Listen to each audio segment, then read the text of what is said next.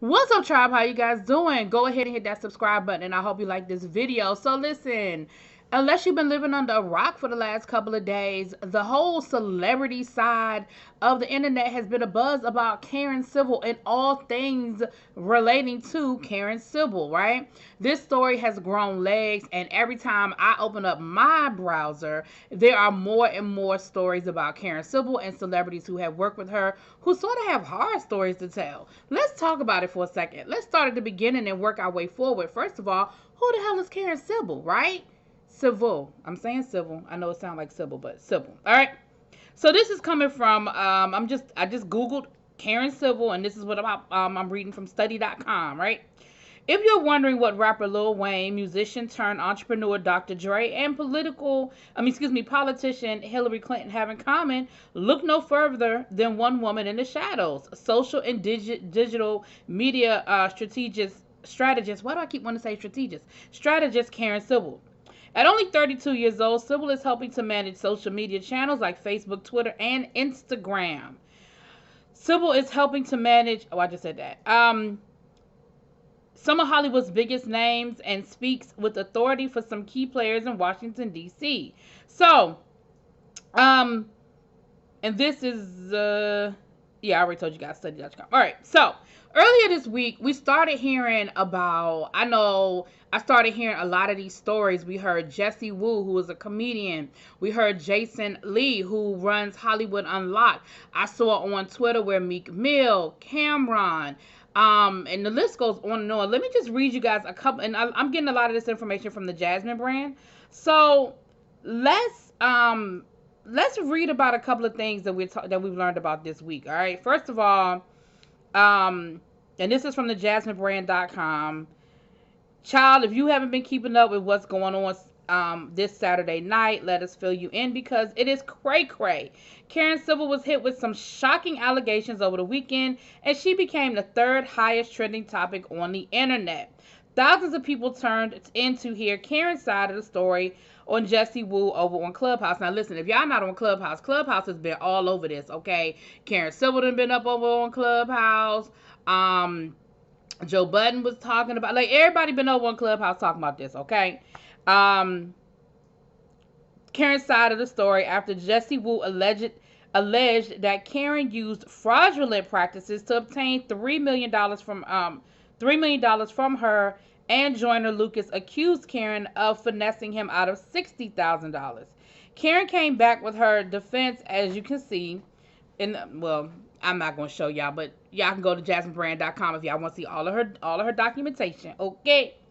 Karen was defending herself against those claims. She also exchanged words with Jason Lee, ultimately admitting to hiring a hacker to take down his Instagram page. Now, let me tell you this. If she wasn't in trouble before, Jason Lee about to get her, because she literally admitted, and I heard the tape. She literally admitted that she hired a hacker to take down his Hollywood Unlocked page. Now, Jason Lee feels like that was after he started coming after Nicki Minaj, and he said that anybody that comes hard for Nicki Minaj, Karen Civil goes after. Now, a couple of people have mentioned that. That goes back to what Meek Mill said. We're going to get to him in a minute. Earlier this week, comedian and personality Jessie Woo took to social media to call out Karen in an ongoing legal matter. During the Clubhouse conversation, Karen addressed their issues and said their relationship turned sour when Jessie accused her of stealing her podcast. Now, there was this whole situation with a podcast that Jessie Woo was trying to start. It was very similar to another podcast, and Karen Civil got involved. Again, y'all can go and get all them details. I'll be here till tomorrow if I got into all those details. But let's just read a little bit about what Jessie Woo had to say. Jessie Woo maintained her claims about Karen Civil, stating that she was bullied and had her account taken down by Karen. She maintains that she won the slander defamation lawsuit against Karen. Karen claimed that Jessie Woo did not win the lawsuit, and that only the claims of slander were thrown out. Well, isn't that good? Like, okay, isn't that slander? Like, that's still not good, right? Anyway. Karen says she wanted to help Jessie as a fellow Haitian woman, but received character assassination instead. Karen maintains that her defamation lawsuit against Jessie Woo is still moving forward. Joyner Lucas and his manager accused Karen Civil of sending an itemized list of services and not completing them once payment was received. Joyner said that she just straight up ran off with his money. Karen claims that the money was used to pay different people in the industry for services to help get him noticed in the industry. But the process takes longer to show results because success is not overnight. Joyner insists that he was scammed. Jason Lee accused Karen of paying a hacker to hack and delete his company Instagram because she wanted stories deleted off of his page. Karen admitted to having someone hack and delete his Instagram, stating that Olivia Pope has to get her hands dirty. Girl, you ain't Olivia Pope. She apologized to Jason Lee on the call and claimed she felt bad for doing that to him. Girl, your apologies ain't gonna mean nothing when he gets your ass in court. I promise you that. Now, Jessie Woo said this. Earlier this year, Karen Civil fake booked me to using a non-existent company in order to obtain personal information, served me with an extortion case for the sum of $3 million at the fake booking, and had it recorded in order, this says, to ask the video around the industry. I think she meant pass, like with a P. Typos, they happen.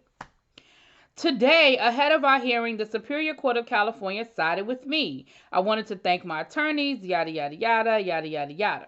Oftentimes people go silent in the industry because they cannot afford to defend themselves. Keep this in mind before you attack the underdog. She thought I wouldn't defend myself. I have a master's degree holder from FIT Institute or University.